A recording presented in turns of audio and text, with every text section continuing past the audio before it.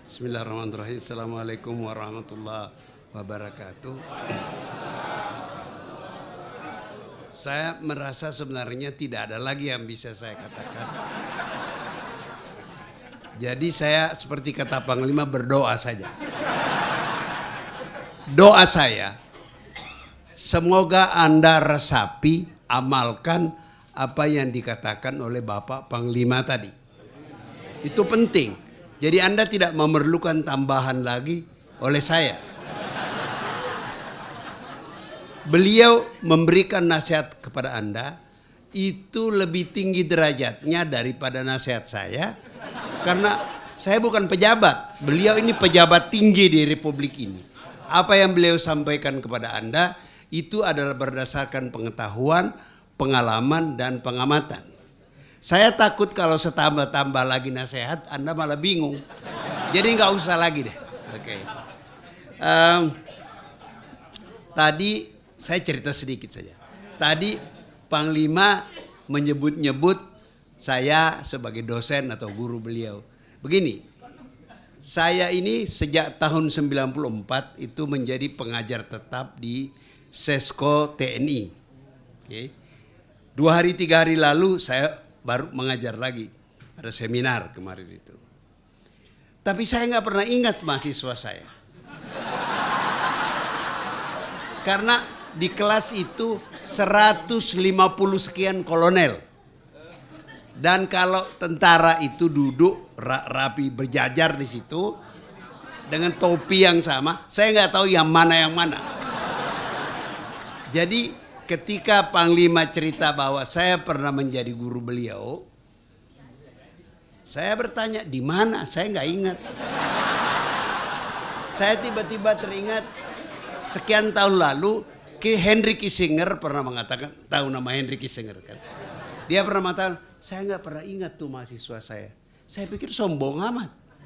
Sekarang saya nggak pernah ingat juga di Unhan.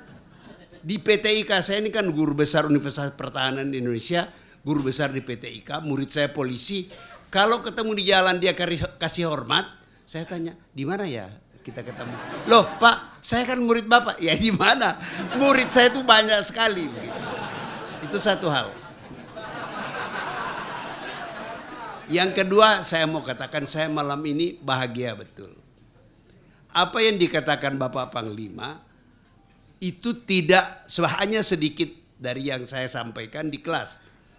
Tapi karena beliau pernah mengikuti kuliah saya merasa ikut berbahagia bahwa ada orang yang pernah jadi atau mengaku murid saya menjadi Panglima.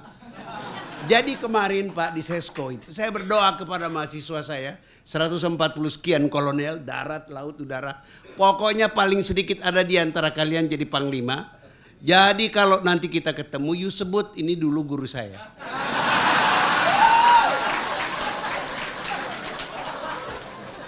Itulah kebahagiaan tertinggi menjadi guru. Honornya tidak besar,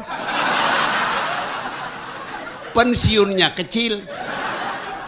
Jadi kalau dia menjadi orang seperti Pak Nurmantio, dan mudah-mudahan bermanfaat insya Allah bagi bangsa ini, saya ikut andil sedikit. Itu saja yang saya kira mau saya tambahkan. Semua sudah saya jelaskan, Anda jelaskan. Jadi saya tidak tambah-tambah lagi. Saya kira itu aja. Itu kan sudah saya sampaikan di TV One. Kalau Anda mau saya jelaskan sedikit boleh. Oke. Begini, itu cerita bermula ketika mahasiswa saya tanya, Korea Selatan itu Pak Chung Hee itu berkuasa tidak jauh beda dengan Pak Harto berkuasa. Dia kan jenderal, Pak Harto juga jenderal. Kenapa Anda sekarang pada beli telepon buatan Korea Selatan? Anda pada beli kulkas ibu-ibu, microwave buatan Korea Selatan. Kenapa Korea Selatan maju? Kok kita tidak maju dibanding dengan Korea Selatan tentu saja. Ada beberapa penjelasan. Saya teruskan. Pertanyaan itu bisa dilanjutkan dengan mengatakan, kenapa kok Taiwan maju? Kenapa Singapura maju? Kenapa Malaysia maju? Semua dibandingkan dengan Indonesia. Kalau mau lebih ekstrim lagi, kenapa Israel hebat maju? Oke, saya harus jawab. Jawaban saya begini. Orang Korea Selatan takut sama Korea Utara. Sekarang itu anak kecil itu, musuhnya Donald Trump, berantem tuh mereka maki-makian pribadi. Itu mengerikan. Dia tidak perlu pakai bom atom, cukup dengan artileri meriam menghancurkan Seoul. Habis. Takut Korea Selatan. Jadi dia harus unggul. Sekarang Taiwan. Taiwan itu pulau kecil. Takut kalau dicaplok oleh Tiongkok daratan. Mereka harus maju. Maka banyak produk-produk yang kita beli itu buatan Taiwan. Sekarang apa? Singapura. Singapura itu harus maju. Karena dia merasa Cina, 74% penduduk Singapura itu Cina. Oke? Sisanya itu India sama Melayu. Tapi letak secara geostrategis, geopolitik, itu kan di tengah lautan Melayu. Dia takut. Boleh dong dia takut. Ya kan? Itu kan persepsi mereka. Sekarang Anda bicara apa? Israel. Israel itu Yahudi di tengah lautan Arab. Kalau dia tidak hebat, dikeremus dia. Nah, sekarang Indonesia. Indonesia itu, semua orang yang masuk KPK itu, ya, pejabat, anggota parlemen atau eksekutif, itu kan disumpah secara agama. Nggak ada kan yang berjanji. Semua disumpah. Apakah pakai Quran, apakah pakai Bible, atau kalau orang Hindu pokoknya ada pendetanya. Dan orang Hindu itu pun mengakui Tuhan Maha Esa. Okay? Tapi semuanya kemudian melanggar sumpah kan. Kenapa melanggar sumpah? Apa penjelasannya? Karena dia tidak takut sama Tuhan. Jadi negeri ini tidak maju karena Tuhan pun tidak ditakut.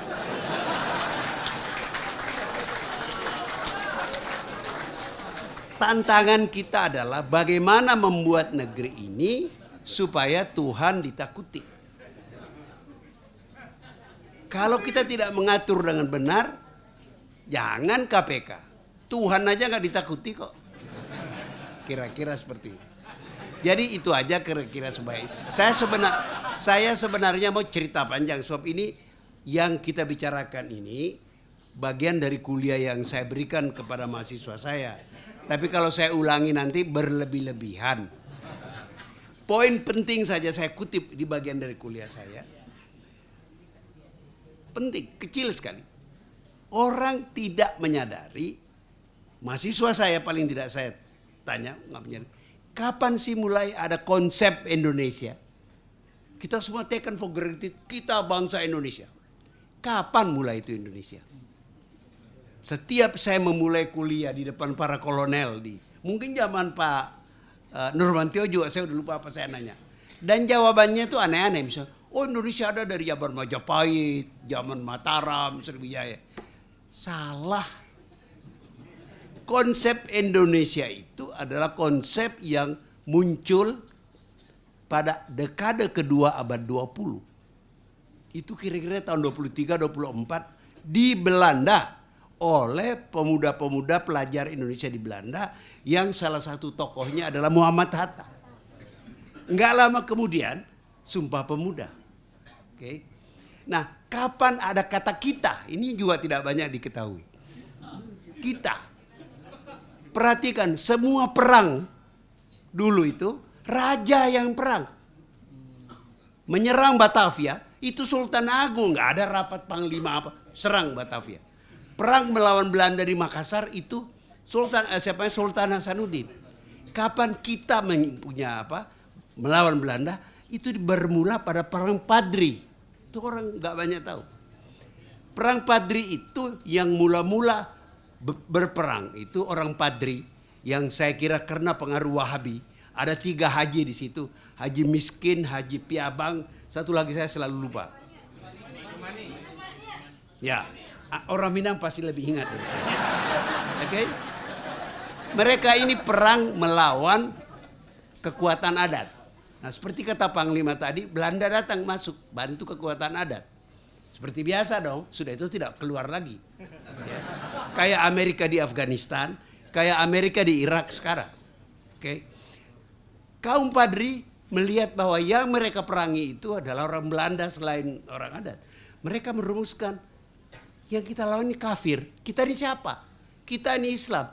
Jadi mulailah lahir konsep kita. Jadi bukan Haji Piabang yang perang, kita yang perang. Ini kemudian menular ke Aceh. Jaraknya tahunnya kan nggak jauh. Menular ke Diponegoro. Diponegoro itu kalau Anda pelajari mau membuat negara Islam. Diponegoro itu kan orang tarekat. Lihat makanya dia tidak pakai belangkon kan? Kan itu pakaian orang-orang tarekat. Nah, sejak itu ada kata kita, tapi kita itu baru Islam. Karena itu gerakan massal pertama di Indonesia namanya apa? Sarekat Islam. Karena nggak ada konsep Indonesia. Baru setelah pemuda-pemuda pelajar di Belanda mengembangkan konsep kita ini orang Indonesia melawan Belanda, tidak dalam pengertian agama saja, ya, barulah berkembang konsep Indonesia melawan Belanda. Pada mulanya itu Islam melawan Belanda, kita orang Islam melawan orang kafir istilahnya. Kalau orang Aceh bilang KPKP gitu ya. Jadi apa artinya itu bagi kita? Bahwa historically seperti tadi panjang lebar diuraikan oleh Bapak Panglima, itu peranan Islam itu besar sekali dalam proses itu. Pertanyaannya buat Anda semua, Anda diminta tidak hanya teriak Allahu Akbar, sebab Anda bisa bunuh-bunuhan sama-sama Allahu Akbar. Apa yang bisa Anda lakukan supaya orang Islam terhormat di negeri ini, tidak dihinakan di negeri ini? Itu peran Anda. Tahun 50-an, ya, setelah Pak Dirman, ketika kita baru merdeka, ketika kita perang kemerdekaan, tahu nggak pemimpin tentara kita yang dilatih Jepang itu orang Islam semua. Apa kalian pernah tahu ada komandan batalion yang tidak pernah pakai celana panjang, pakai jubah terus? Nggak tahu kan? Namanya Kiai Syamun di Banten. Tapi kiai-kiai ini itu kemudian karena orang Islam tidak punya tradisi bekerja pada pemerintah, tidak ada budaya bekerja pada pemerintah. Saya selalu ingat cerita Kiai Yusuf Hasim.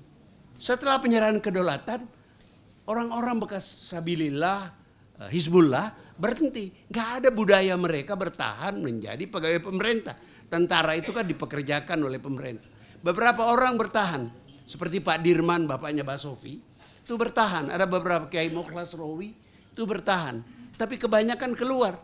Jadi yang menguasai tentara kita kebanyakan bukan lagi orang santri. Jadi kalau Anda ingin budaya itu bertahan, kirimlah anak-anakmu ke akademi militer.